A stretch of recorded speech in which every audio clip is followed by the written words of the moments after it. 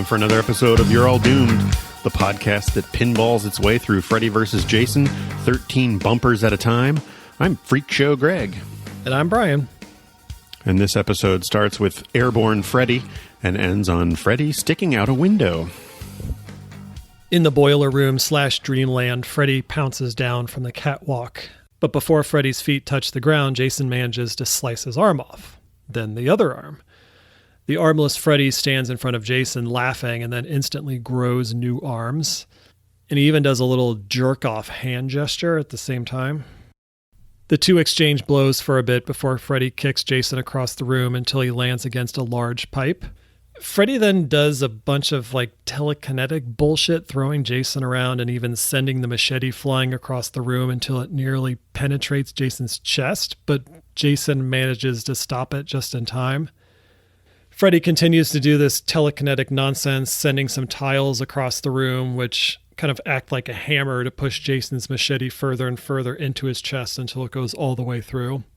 At one point, Jason is being telekinetically thrown around so much, bouncing off every wall and pipe in the boiler room, that there are actual pinball sound effects. It kind of reminded me of Darth Vader when he was fighting Luke on Cloud City and just started chucking shit at him from across the room with the Force. When this crap happens in a nightmare movie, I'm usually just like, fine, that's Freddy. But now that this is happening in theoretically a Jason movie, it just pisses me off. It's just so childish. And, what adult watches a scene like this and thinks, man, Freddy's the best? Well, and Freddy's even making, button pushing motions with his hands. So they're clearly going for, some sort of visual pinball gag.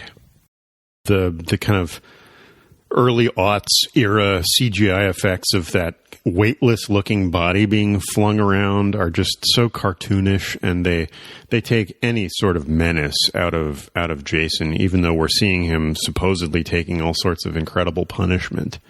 But it's goofy.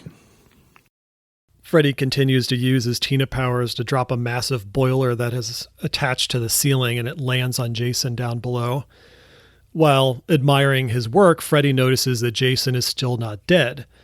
Jason is able to push the massive boiler aside, and he uses his actual, real-life brute force to throw Freddy across the room, which breaks some pipes, causing water to pour down. I did like the detail here that when the tide of the fight turns, the lighting shifts from red, which represents Freddy, to this kind of greenish watercolor to represent Jason. So now Freddy and Jason are once again face to face, but just as Jason is about to strike down Freddy with a massive swing of his machete, he's stopped dead in his tracks by water? Jason Voorhees is afraid of water?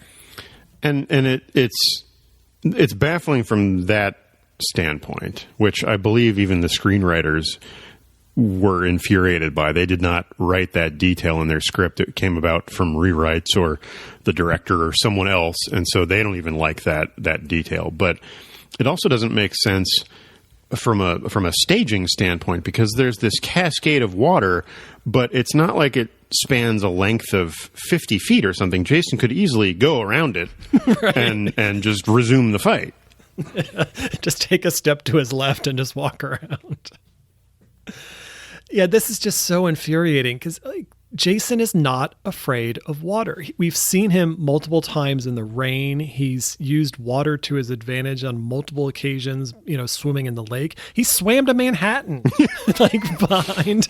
So the dude is not afraid of water. So the fact that there's this little, it's almost like a shopping mall water fountain in front of him, and he's like, oh, God, I've finally been defeated.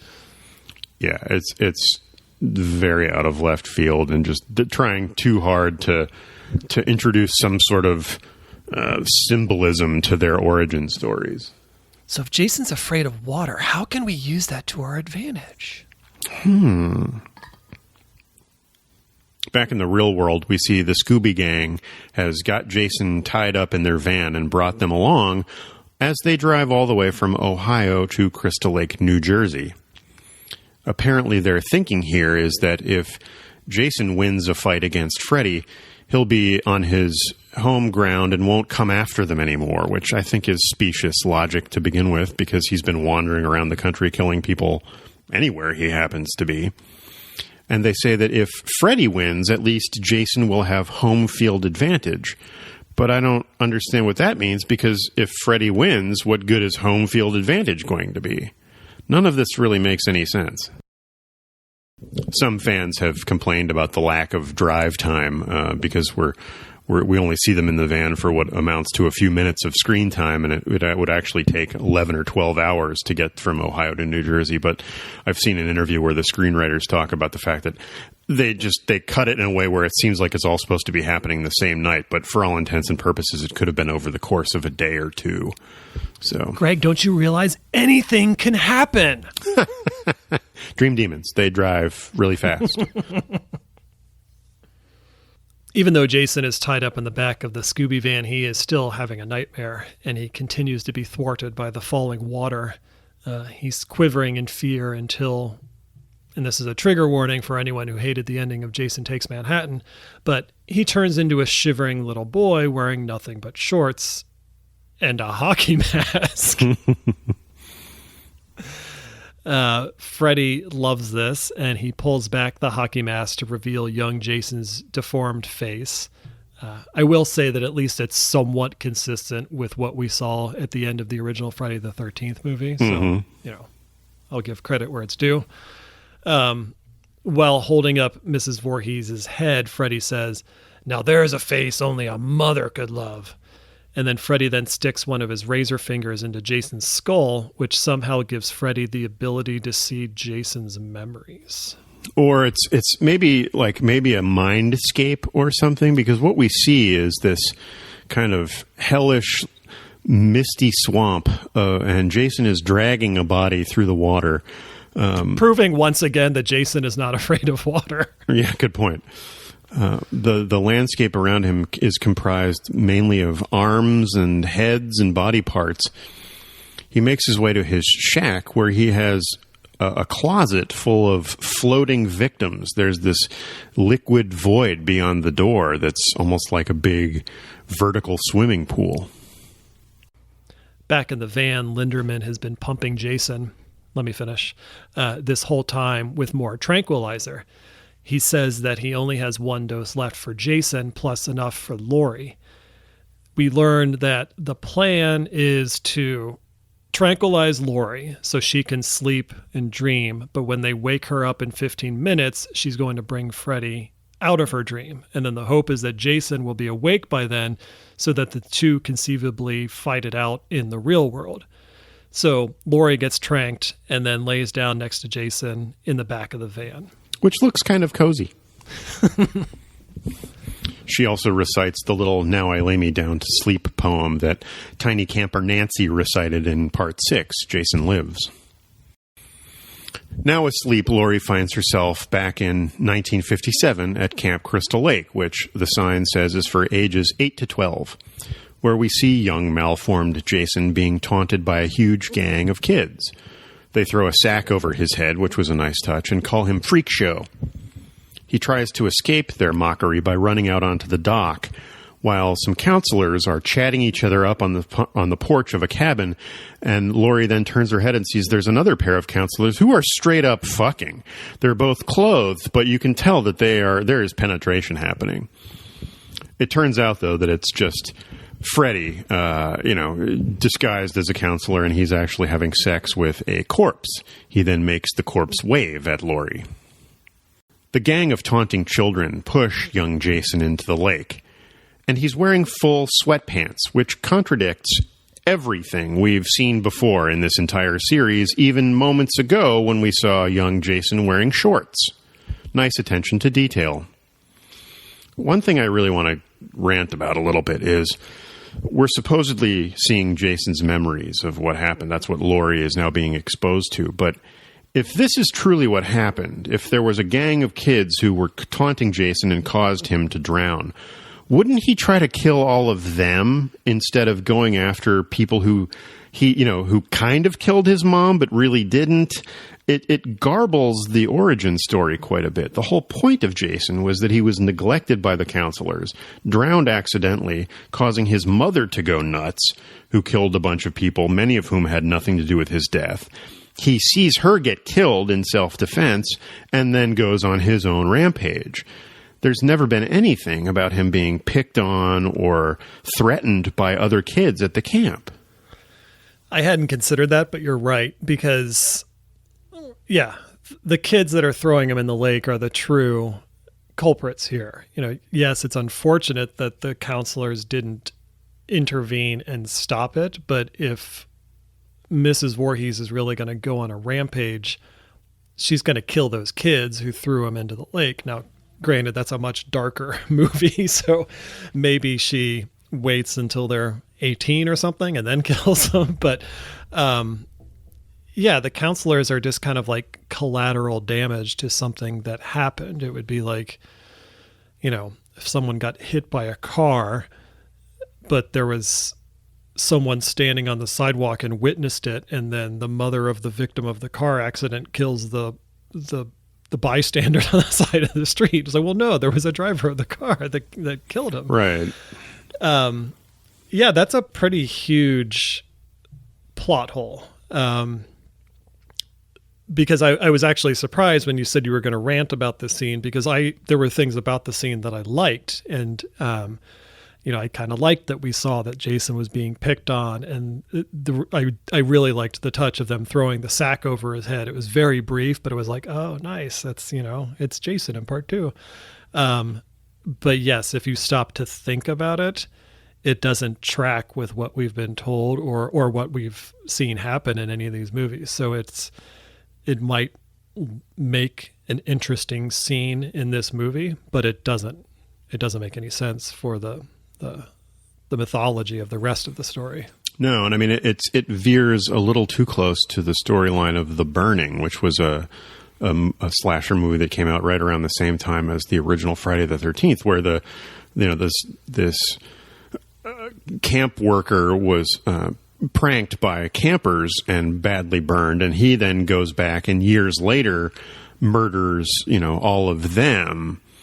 And so, I mean, I liked the fact that the original Friday the 13th didn't have that element. Jason wasn't victimized by anybody other than neglect, and that the counselors were being held responsible for his death, and that's why his mom went batshit. So it belies a fundamental misunderstanding of the mythology. Laurie is distressed by seeing young Jason drowning and tries to help him out of the water. I get the sense, though, that she didn't realize she was seeing Jason, because when she reaches into the water for him and sees his face, she says, "Jason Voorhees?" Like she's surprised. So I don't know that she knew what she was witnessing until it dawned on her. But why would she know what Jason looks like to begin with? Probably just like she knew of the Jason, from what she learned from Stubbs. She knew that he was deformed, and so, it's a little bit murky. But it was maybe they had a picture of young Jason in the newspaper. Well, yeah, there was that artist's rendering from the article in Part 4 that Rob was carrying around, so maybe she saw that. She's unable to save Jason, though, because Freddy appears and drags him under the water even further.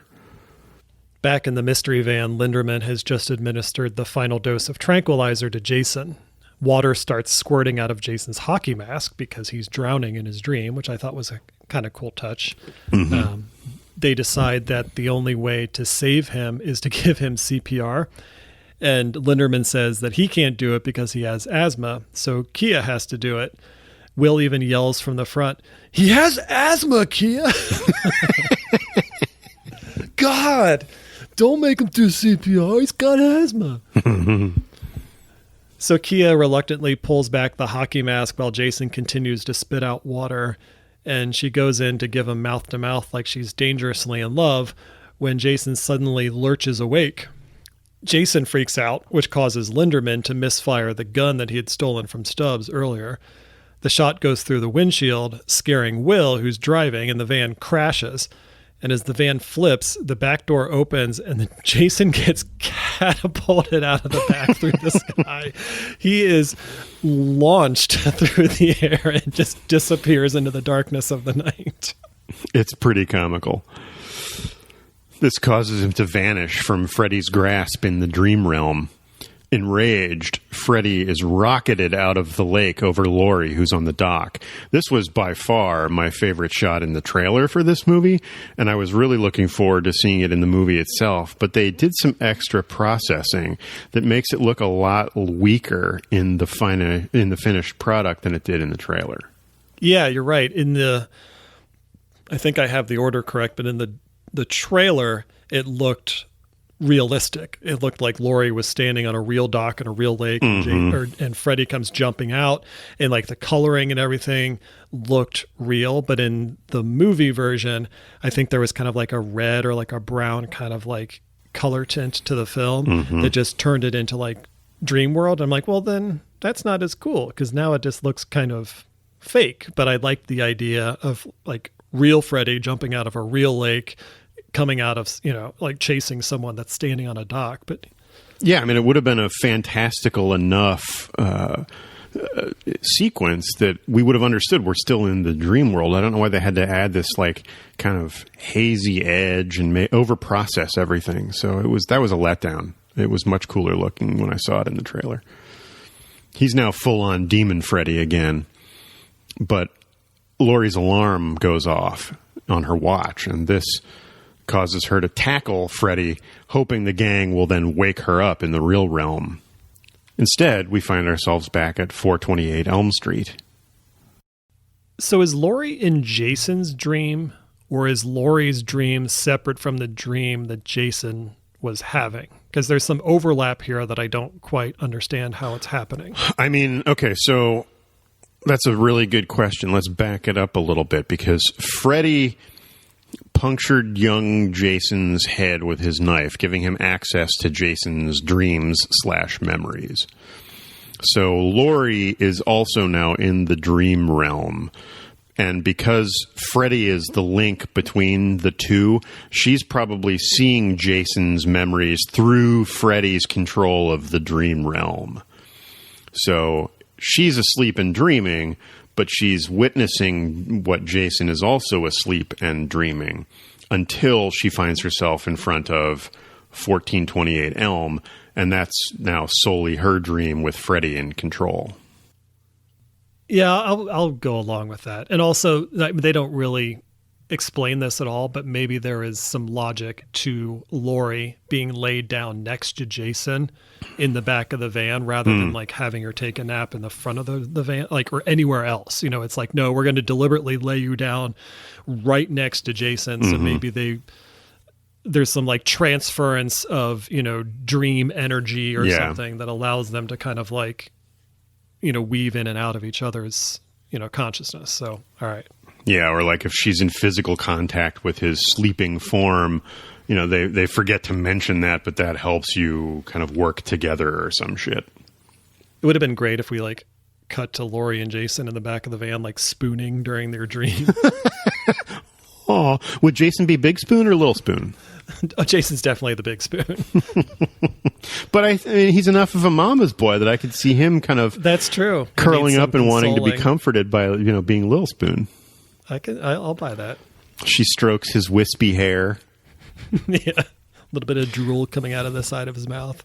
In the real world, the gang has almost made it to Crystal Lake Resorts, a luxury fishing complex that is being developed, which reminded me of your really cool idea of having Jason fighting construction crews at some point. They're carrying Laurie's sleeping body with them. But Dream Laurie is upstairs in her house as her father marches up those stairs wielding a knife. Still dreaming, Laurie bursts into her parents' bedroom to see that her father is murdering her mother. But when she pulls her father away, we see that it's actually Freddy killing her. He then says that he's always had a thing for whores that live in this house, which is just so brutal. Seeing Freddy in her parents' bedroom terrifies Laurie, and she runs down the hallway, pursued by a wave of the hallway slats underneath her feet. It's a cool idea. It was done better in the movie Tremors. Here they kind of undercrank the footage, so it's a little choppier, and it wasn't quite as fluid and menacing to me.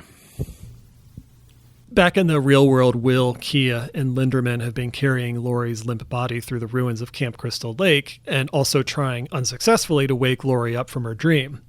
It's at this point that Will notices that there's cuts on Laurie's chest. As he sees these slashes appearing on her chest and arms, I think in the dream world we even get some sound effects of Freddy slicing away the buttons of her nightgown because he's just totally a creepy perv.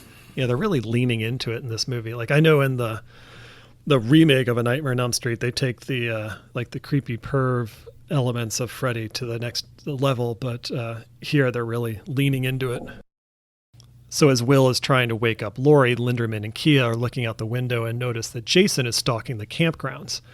Just then, Jason bursts through the wall of the cabin, knocking over a can of gasoline in the process. It immediately catches on fire when a lantern hits the floor.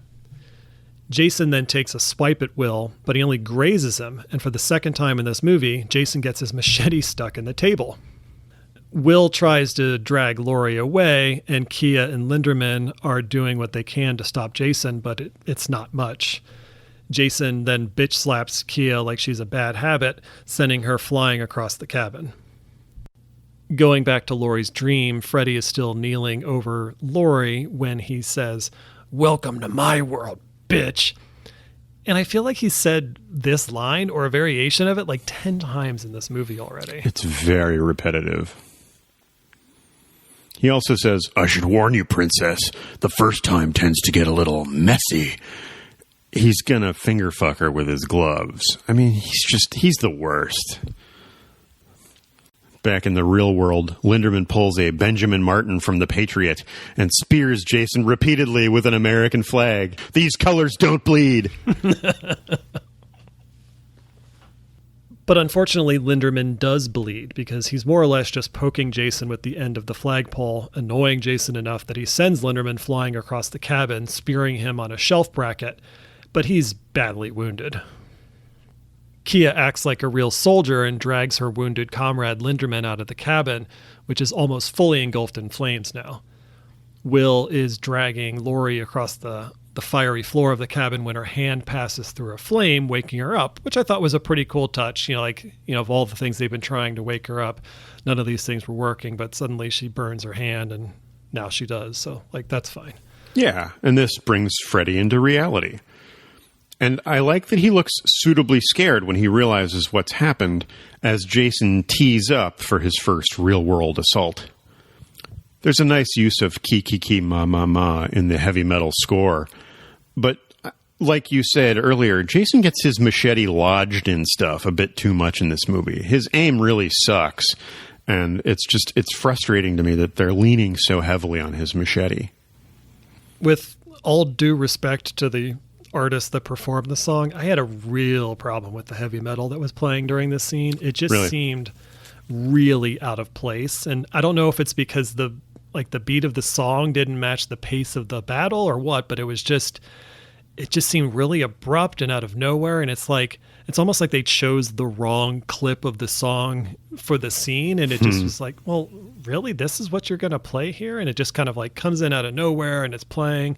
And it just, I don't know, it really rubbed me the wrong way.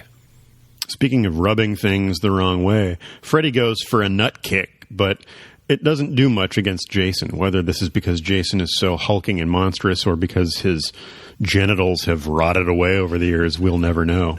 I did wonder what condition Jason had that made him immune to nut kicks. I mean, we saw him get kicked in the nads in part 2 and it floored him. That's true. He was I think he even made a noise. Didn't he even go yeah. So we know he has nuts, but I like the idea that they're just so shriveled and rotted at this point. They're so denuded at this point that they're...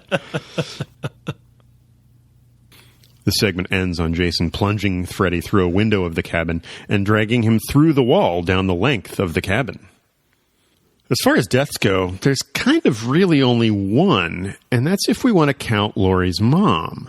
But since we didn't really see her die, I didn't even really bother to research that actress. Well, we know she's dead because she hasn't been in the picture in the movie.